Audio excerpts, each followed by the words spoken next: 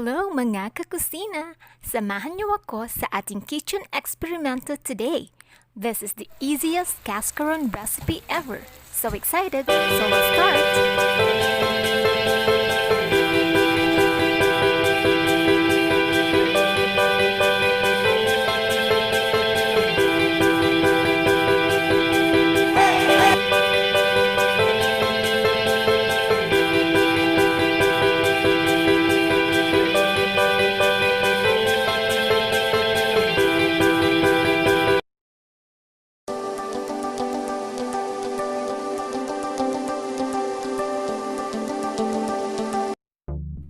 Sa mixing bowl, ilagay ang glutinous rice flour.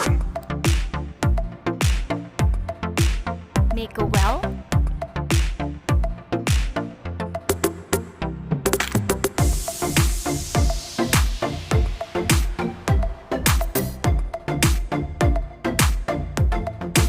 At i-mix mabuti ito.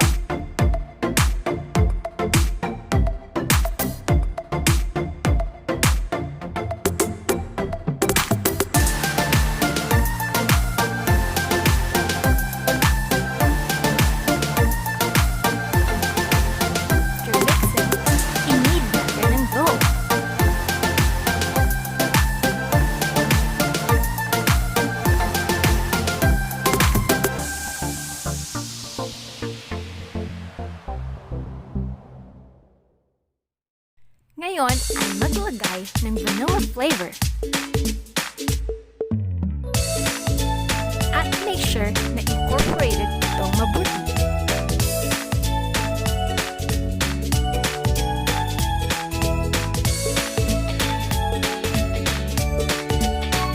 Ready na ang dough!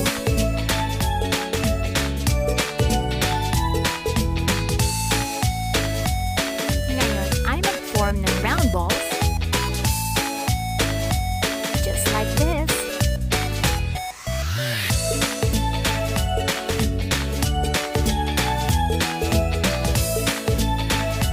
Punch out holes gamit ang skewer.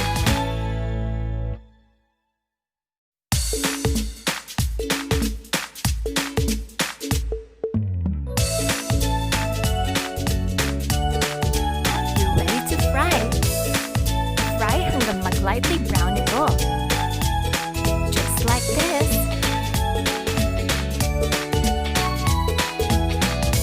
Ngayon ay ihalo ang brown sugar sa half a cup of water.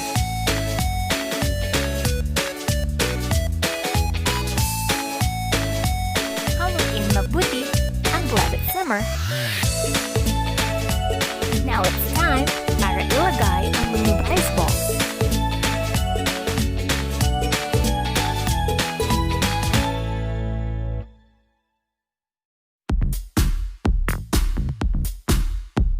Lutuin ang rice balls sa sugar mixture.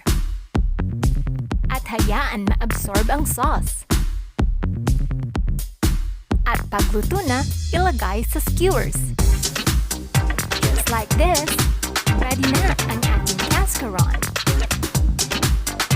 Try nyo din ang recipe natin na to at siguradong nagugustuhan nyo. Hope you enjoy!